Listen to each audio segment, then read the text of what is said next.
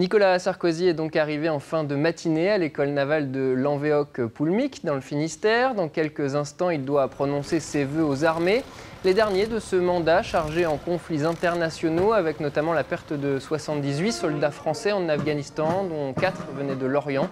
Le président qui a commencé cette visite, vous le voyez, par un passage en revue des troupes. On va retrouver tout de suite Gurvan Musset en direct de Lanvéoc. Bonjour Gurvan. Avant les vœux qui doivent bientôt commencer, le président a assisté à quelques démonstrations, je crois, ce matin.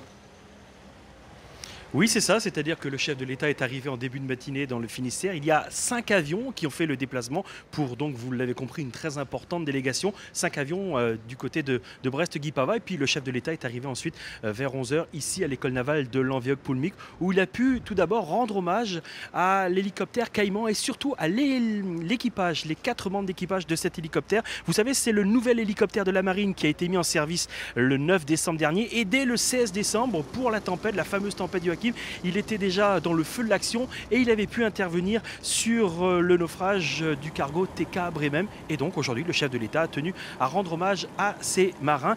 Écoutez, c'est d'ailleurs le témoignage de l'un des marins que nous avons pu rencontrer tout à l'heure. Je suis très content d'avoir mis à l'honneur ma flottille et l'hélicoptère qui vient d'être mis en service. C'était sa première sortie. Pour nous, c'est très intéressant d'avoir pu travailler dans des conditions extrêmes. Ensuite, toute la polémique ne me regarde pas beaucoup et on n'en fait pas cas chez nous. Alors, cet hélicoptère, il a donc prouvé tout de suite son efficacité?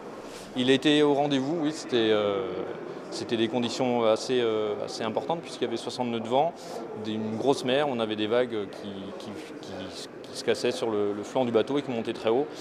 Effectivement, il était au rendez-vous et il a une technologie qui nous permet de faire face à ce genre de situation météorologique.